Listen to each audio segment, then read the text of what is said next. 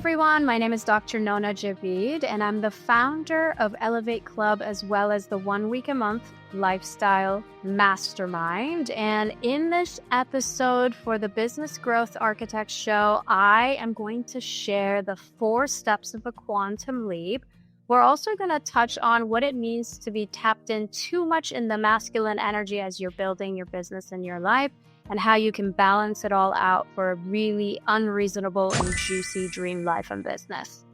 And hello, fabulous person. Beate Gillette here. I am the host of the Business Growth Architect Show, and I want to welcome you to today's episode where we discuss how to navigate strategy and spirituality to achieve time and financial freedom.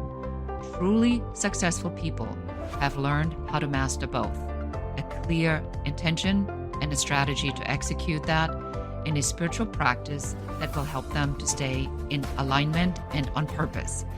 Please enjoy the show and listen to what our guest today has to say about this very topic. Welcome back to the Business Growth Architect Show, Founders of the Future with Beate Gillette, the Growth Architect. And today we have a guest that I think is very fitting after we just went through this edition of Founders of the Futures for our podcast and for our programs. And it is Dr. Nona Djavid. And why I wanted her on the show is because she talks about something a lot of you have heard about, but might not be familiar with or don't know how to initiate. And that is how to initiate a quantum leap for rapid growth. Nona, I am excited to have you on the show. Welcome. Yes, thank you for having me. I'm excited. So let's talk about the most important thing first. For somebody who's kind of familiar with quantum leaps, but maybe not really, what is a quantum leap? Okay, so when I first started to jump into the definition of a quantum leap, how does this happen? How does one quote unquote quantum leap? Because I feel like it's a phrase that gets thrown around often. Might as well be another 10x or another way of describing a really big transformation. But if you go deep into quantum physics, is when a particle moves from one layer to another layer. Now, that's super simple, but what does this have to do with me and you and the entrepreneur, the business owner, or any individual who wants to sort of achieve some level of success or some level of impact?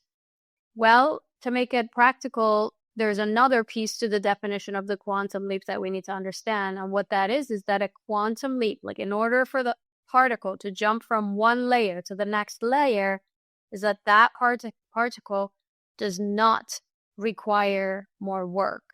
So for the particle to jump from one layer to the next layer, you would think that you have to struggle, you have to hustle, you have to work really hard, except that article will just make a jump. But the distinguishing factor here is the quantum jump will happen when the particle is in a different energetic state.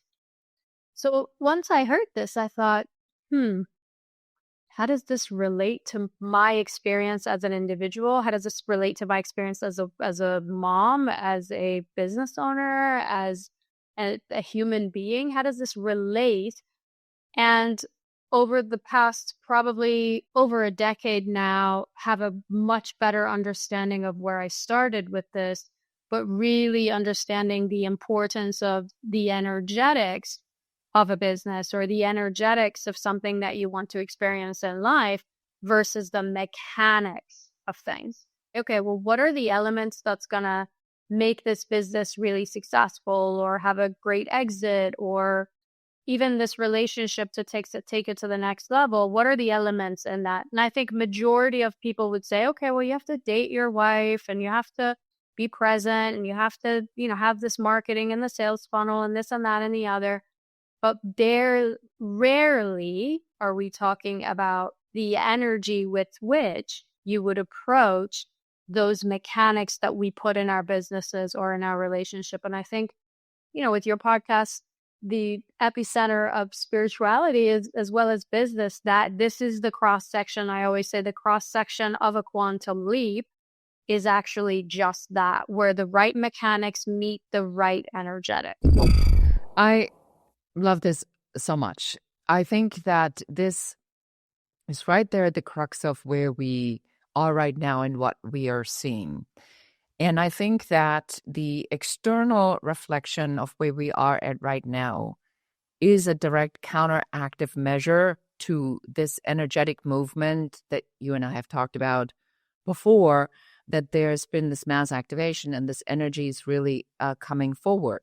Now, when you're in the traditional old masculine energy and the do more, hustle, manipulate the system, persuasion, pushing hard, work yourself to death, make sacrifices, what happens when you are in that energy? And is, in your opinion, are these two energies right now colliding?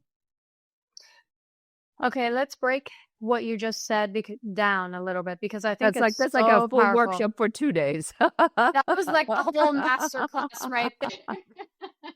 That was a whole master class right there. So there are a couple of things in what you said that are really powerful. One, obviously the masculine energy, which is the part that gives you the structure, the direction, the motivation that you move forward in. And not all of it is actually negative, right?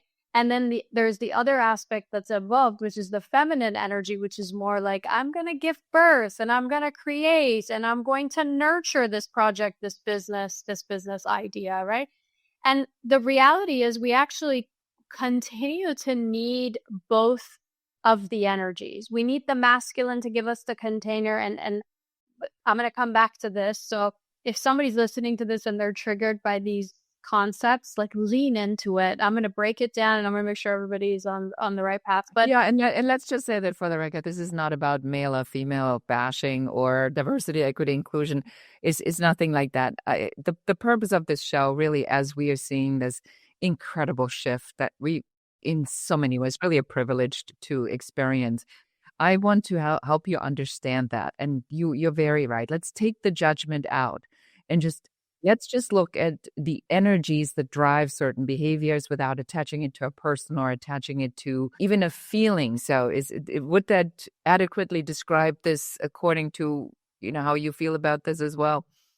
yeah, absolutely. And I think, to make it clear, I think that we all have access to the feminine and we all have access to the masculine energy. The challenge has been in the past and continues to be until we make our way onto the other side or create some, balance in the situation, is that we have leaned in too much in business in the masculine energy and into the toxic masculine energy, which is the drive that leads you right into burnout. And let me be very clear, this is not a situation for women business owners. This is not just a situation for female or male or any kind of business. So this is across the board. This is the consciousness of the world out there, which is the hustle culture.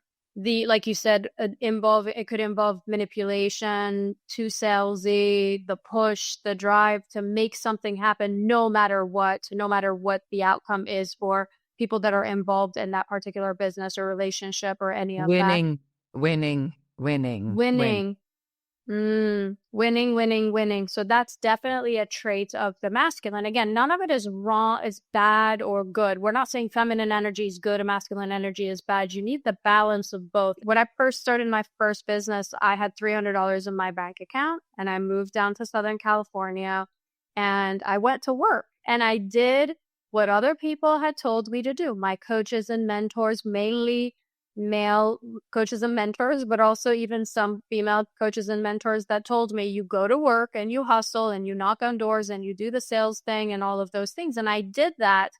And I had a near 7-figure business and I completely burnt out. Here I was checking off all the things. I had a really good business, I had 13 employees. It was making money. It was standardly successful to the standards of today's society. I just got married. I had my child. I checked off all the boxes, got my degree from Berkeley, got my doctorate, and here I was completely burnt out. Why? Because I had forgotten all the other juicy stuff that exists in life, and I was really making decisions and moving forward in life and creating quote, quote, success based on the definitions that existed out there in the consciousness, and really subscribing to the hustle culture. And when I first started to speak about this topic, I thought I was going to be approached by a lot of women who are burnt out from this process. And guess who walks up to me after every stage that I'm on? Men who have been building businesses, who have had successful exits from their big companies.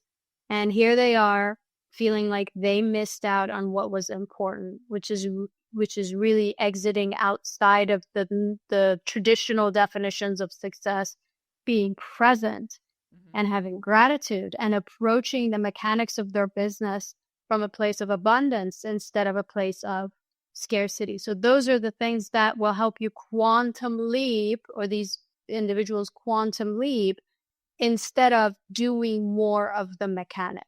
Because ultimately, 70-80% of entrepreneurs are burnt out.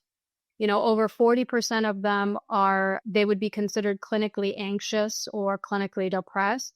Why? Because we haven't learned to integrate both sides of what we're talking about, the energetics as well as the mechanics. We've just pushed too hard in the mechanical portion of things. I refer to it really as the matrix, for lack of better words, and because I think it's an example that lots of people can relate to, is that we've been taught that this is the way it is. It's been handed down to us. It's genetically embedded in our DNA. What I find very interesting is that specifically right now, when these systems that have been built really primarily by men for men, that have failed many diverse or different or unique individuals, and really always failed men too, because let's face it, I don't think that men really want to work like this anymore either. What is prompting the dissatisfaction? Is it more and more people are figuring out that it is flawed? Is it that a false promise has been given? Have we been misled? Or is it just the way it is? I think all the above in the consciousness of the world, right? Like, you bring in all of these points that have led us to get to this point where we are burnt out in the things that we are doing, and in following the matrix. I call it this vicious success struggle box that we've all been sort of living in, or the frames of the success and struggle box frames that we have been wearing. Because if you think about it, even just how we raise our children, I have 2 boys, and just the other day, and I teach this stuff, so this is how ingrained the idea of struggle and work and stay in the box and follow the things and check off all the things in the matrix. This is how strong it is for somebody who steps outside of the matrix and has created truly an unreasonable way to do business in life. I caught myself the other day telling my children, you do this, so you get this. You clean your room before you do this. You have great job cleaning after yourself. It's part of what makes them great human beings, and hopefully one day great husbands to somebody. However, all of the validation that we have received as children has been through doing. You do this, if you get an A+, if you are the mother's helper, if you're the teacher's helper, if you are adding value in this particular way that is useful to society and useful to the parents and the caregivers, then you are worthy. So then no wonder, the 40-year-olds and the 30-year-olds and the 50-year-olds of the world are now recognizing, wait a second, I'm done with the doing. I'm done with the hustle. And I wish I could say that this pivotal moment that we're sitting at right now, which I'm so privileged to be living in, this pivotal moment where the consciousness makes a shift. I wish I could tell you, listen, this has been happening because we're so conscious and we're so aware, and we just have studied how things have worked out, and now we have this light bulb moment. But unfortunately, at least in my experience, majority of people are coming to an experience to go where they are completely burnt out, tired, a heart attack later, a health issue later, a couple of divorces later, where they go, there's got to be something different. All right. So it's this breakthrough is not so much a point of so much awareness in my experience or so much consciousness. It's the really exhaustion of every other way. Yes. Yes, it's the exhaustion of every other way. Great way to put it. Yeah, exactly. And exhaustion, it really is. So now that is a great leadway for us to go into quantum leaps.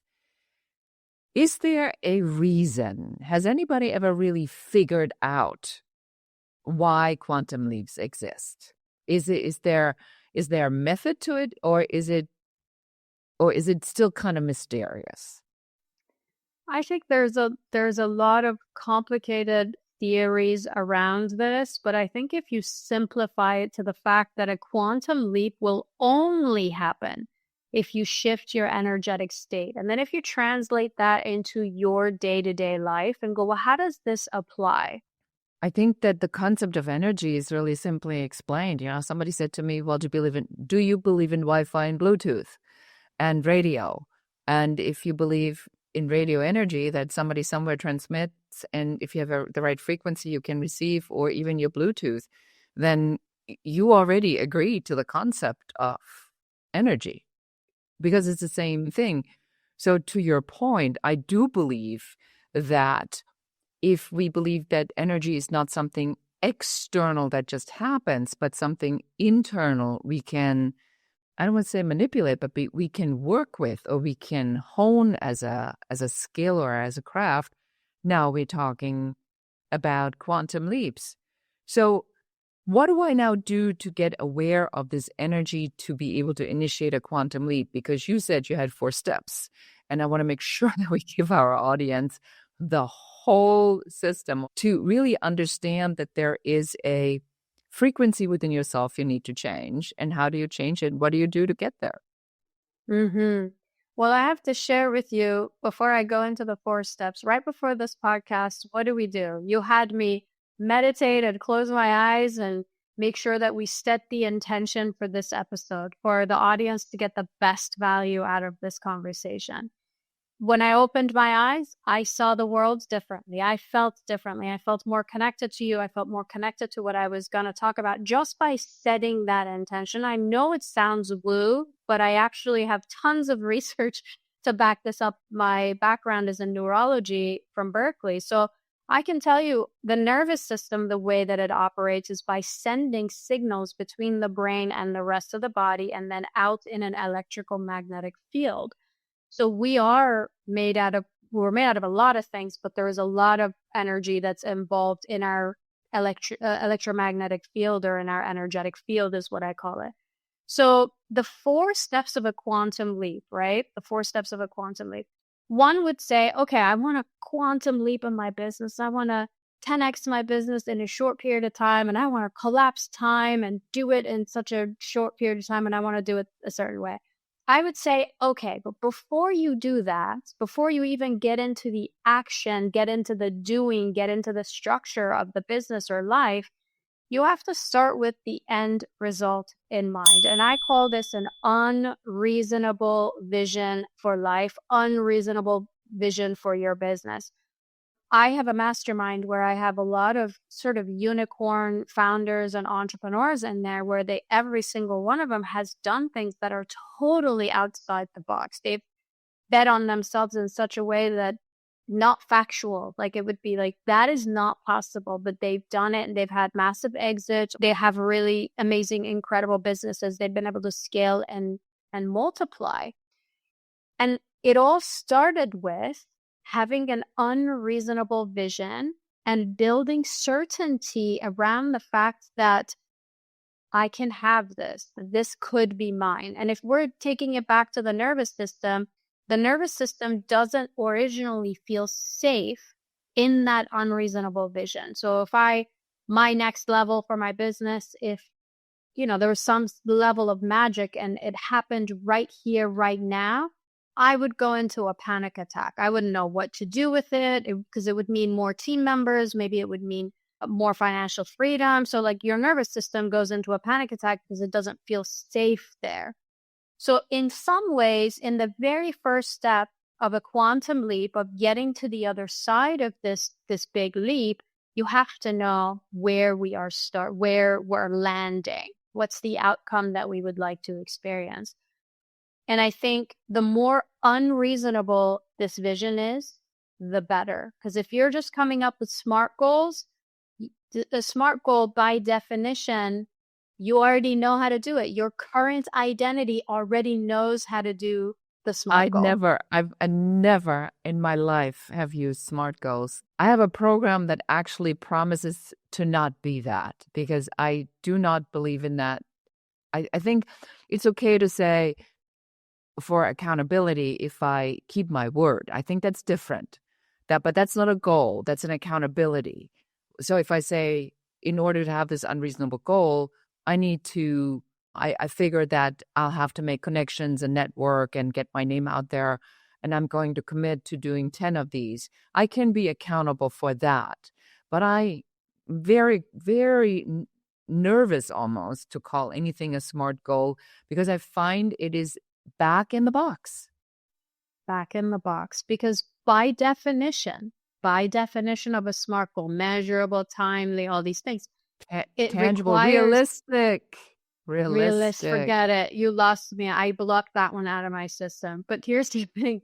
All of those, by definition, they require you to stay the same, because you already know how to do it. If you already know how to do it, then you are not going to have any evolution in the process. Your identity stays the same. All right. So let's move on to the next. So the first thing is to really set my unreasonable goal. Yes. Yeah. Okay. So then the second step in the process, I call expanding your identity to match this unreasonable vision. If you set SMART goals, you're not going anywhere with your identity. You're going to operate from the same identity. And I think with all the mechanics you're going to put into it, best you're going to get is some incremental growth. You're definitely not going to have a quantum leap. And if you try really hard, and if you are subscribed to the hustle culture, it's going to lead you down the path of burnout. So this is why the second step is really important, because it's helping you expand your identity in a way you are finding out who you need to become to be a match for that next level. Just give you an example. I think the easiest example of this for business owners or entrepreneurs is when they go from business owner to CEO, or if they go from practitioner, owner into CEO, right? One is in the business doing all the business things. There's a lot of stresses. You're handling all the things. And then the other is a visionary. The identity of these two is wildly different. So if I have an entrepreneur who says, I want time freedom and I want to step into CEO, I go, first of all, what's the unreasonable vision? So let's lay that out in a 20-page paper to give it to your nervous system. And then in step 2, let's identify the traits of the CEO that you do not have, that you need to operate from, that you need to express more of. Let's also identify the pieces and the traits of your personality that are strongly you're holding on to, like I'm a hard worker and I do things a certain way and whatever. Let's see what parts of the traits of your current identity are also holding you back from becoming the CEO of your company. And I think this is where a lot of exploration happens. And I want to address something in this step, because people will get lost and say, am I faking it? Right? Is the imposter syndrome. The fake it till you make it. Yeah. Okay. Yeah. Go ahead. I mean, it didn't occur to me, but I was explaining this to somebody and they were like, so do you mean I need to fake it? And I was like, no, that's definitely not what I said. Because you have to believe ultimately, you have to believe it. Not only that, if you are showing up in your limitations, if you're showing up in the restrictions that you have put on yourself, if you're showing up less than full potential, in reality, that's what faking it, because you're born with unlimited potential. You're born and you literally have all potential. There's some genetics involved and there's circumstances definitely involved, but all the pieces of your identity you picked up from your parents and experiences of life. So by the time you get here and you say, I want to be the CEO, you've only picked up the small business owner traits along the way. So you can intentionally choose different parts of your personality or to express them more. I have such a great example for this, Nona. I was mentoring a class, and there was this one woman. She says, I'm hiring a virtual assistant. I want to pay between $3 and $5, and why would I overpay? And I said, well, I pay my virtual assistants $15, $16 in the Philippines. She says, that's outrageous. Why would you pay so much? And I said to her, because I believe in abundance. And she was giving me so much pushback. And then I said, didn't you just say you signed $3 million in contracts? How does somebody act who has a $3 million pipeline? I said, is this something you should be concerned about, and whether you pay $3 or $15 to a virtual assistant? She says, well, that's ridiculous. I said, that's the point. That's the point. Yeah. What a great example. Isn't that the best example? And I said, how much time and energy are you spending on this? On, and the emotional energy of feeling taken advantage of. And instead of saying, I'm going to find the best one for the job that I don't have to train. And when I said that to her and she said it was ridiculous, that's when it really clicked for her. And I said, that's what we mean. You have to become the person that acts like they're running a $3 million business. Exactly. So I say, if you have a resistance or something like this, what you're describing that's popping up, you really have two options. You either cut it out so you don't hire, or you shift your energy towards it. And like you're saying, like, is it really worth for someone, the next version of you that has a $3 million contract or $10 million exit? Is that how the next version of you would show up? And so decision-making processes, standards, what kind of relationship you have with money, what kind of relationship you have with time. I mean, I have 10 categories that I go through for people to determine the identity of the version of themselves that's already living this unreasonable vision. And that's what a great example to basically put it in practice. So where are you showing up out of alignment and playing small in your current identity? And it's not easy because we've picked up these hyper identities from a place of trauma. I'm a caretaker, I'm a healer, I'm a fixer, I'm an entrepreneur. All of these are really a trauma response. So it's not easy to unhook from them, but you can set the intention and begin the work of unhooking from those addictions. Yes, and I'm not saying go buy a private yacht because the 500 million exit founder would have a yacht. Let's not go there quite yet. But we're talking about behavioral changes in how you show up as the person you need to be who has a $500 million exit. So let's move on to step number 3. Yes. And the third part of the process is the embodiment. So it's like, okay, in my body, embody, right? In my body, how do I feel as the next version of myself, right? I tell my students, how would that version show up in her or his body while she's drinking her coffee, while she's getting on a podcast, while she's answering the phone? Because there's research around this too. That next future version of you has a different posture. You've already done the things and experienced the things. The posture is different. The breathing is different. Physiology is completely different. One version next versus the next version. So this is more like, how can I practice and tap into the version of me that's already had the exit, the version of me that's already the CEO, the version of me that's already in a great relationship in whatever category, right? And then how do I feel in my body? What's my posture like? What's my breathing like? What does my health look like? And feeling that in the small things that you existingly do in your 3D world anyways. So this becomes more about experiencing her or him in the now, in this existence. When I was running my first business, I remember there was a moment where my employee said to me, why are you running around in a suit? And heels. This is your house. You work out of your house. And I remember saying, because where I'm going, this is what the person who does it looks like, right? I mean, looking back, I probably would not recommend wearing heels in a house when nobody's watching for other reasons. Is there anything else that we need to know about how to initiate quantum leaps?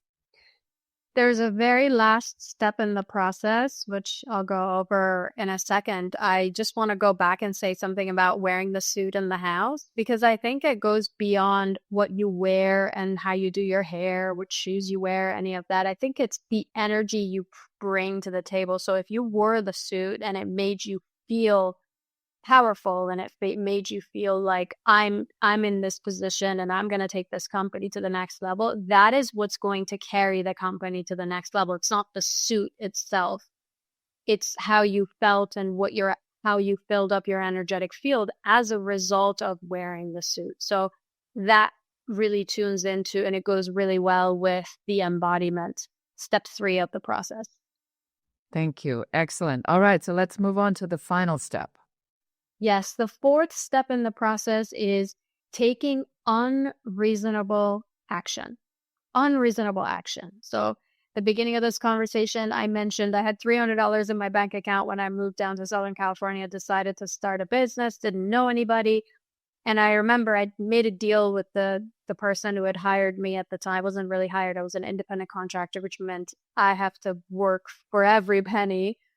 And I made a deal with my landlord to sort of give me 30 days. So I had 30 days to make everything work. And the most, like, if I talk to a financial advisor, okay, not that I could afford one at the time, but if I talk to a financial advisor, if I talk to anybody who has lived any kind of life in the matrix, which would have been 99% of everybody I knew, and I said, I'm going to take 200 of this $300 that I have, and I'm going to join a networking mastermind. They would have been like, how are you going to eat? Where are you going to how get are your you going to groceries? eat? Yes. Exactly. How are you going to eat? Where are you going to get the food? Like, you don't even technically have shelter, right? You need 30 days of work to be able to pay for this. I did that anyway. So that was an unreasonable action that I took, and it turned out to be really the foundation, not just because that decision was really pivotal, but also the energy with which I approached a certainty I had on the other side of this quantum leap that I was going to make, the jump that I was going to make. And I took $199 of that, $200 of the 300, and I participated in a mastermind that was going to take me to the next level, that I was going to meet people, even whether it was going to be through osmosis or real life, that they were going to help me some way build my business, or I was going to learn from them and, of course, add value as much as I could in my early 20s. If it wasn't for that unreasonable decision and action that I took, I would not be sitting here now with, multiple $1 million companies, 7-figure companies, investments, and the life that I've created for myself and my children. I think unreasonable action is making decisions based on where you are headed, not based on where you are right now. Yeah. And I think that in entrepreneurship, we see this very often when people launch programs without having built them, when we see people take ideas and do proof of concept, selling it, so to speak, or offering it to clients before they have even put the first pen to paper, so to speak. And that is an unreasonable action, is to lean yourself out of the window. So I do really encourage our listeners today to think about this from this perspective of unreasonable actions are not about bragging, arrogance, or pretension, but unreasonable actions about things that you truly believe in. This all goes back to the belief system, because that generates the energy. Is, do I really believe that this will help me? And that's why, 10 people can go to the same class and one person, turns it around and makes it amazing, and 9 others say we got nothing out of it because they were not taking the actions, or it wasn't creating the resonance, or they were in a different mindset space. So we are at time in the show. So I wanted to just ask, is there anything else that you want to add that will help our audience to understand these concepts of quantum leaping? And is there a first step that they should start with right now when they're finished with listening to the interview? Okay, yes. I think the very first thing to do is, you probably, if you're listening to this, you fall into 2 categories. One category might be, I know exactly what I want. I know exactly where I'm taking my life and where I'm taking my business. Another category might look like, I have 3 bullet points of things that I want to accomplish, but I haven't really expanded on it. So if you're in the first category, you know exactly where you're going to take it. I would suggest you sit down, create some thinking hour. I suggest, again, a couple hours a week where you sit down and you dream about where it's going to go, what experiences it's going to create for you, what kinds of relationships you'll have. And if you fall into the second category, in which you have 3 bullet points, then sit down with that and expand on that, give it some wings, add some juice to it, and see where that takes you. It becomes much easier to start to think about identity and embodiment and action when you have a really good visual description, kinesthetic, using all of your senses, and you know exactly where you are headed. I love that very much. And for somebody who now wants to explore more of your work or potentially work with you, where should we send them? I always love connecting with people personally. So if you have listened to this and this has resonated with you, just connect with me on Instagram or social media, anywhere, and say, hey, I found you on this podcast, and I'll be happy to send you. I have a 90-minute training on quantum leaps, which obviously we couldn't take 90 minutes to go over, but there's 90 minutes. It's absolutely free as long as you mention this podcast, and I'll be happy to send that over to you as a gift. Wonderful. That's very generous. And we make sure all of this is in the show notes. And that's it for us for today. Thank you so much, Nona, for being here and sharing your insights. I take a lot away from the conversation, especially the reminder, quantum leaps. Of course. Why didn't I remember this sooner? So thank you so much for all the time and love and attention you gave to our audience today. Thank you. I appreciate it. I love that. And that's it for us for today. Please share this episode with somebody who could use a quantum leap in their lives right now and help us reach more people. And with that, I say goodbye and until next time. So appreciate you being here. Thank you so much for listening to the entire episode. Please subscribe to the podcast, give us a 5-star review, a comment, and share this episode with one more person so that you can help us help more people. Thank you again. Until next time. Goodbye.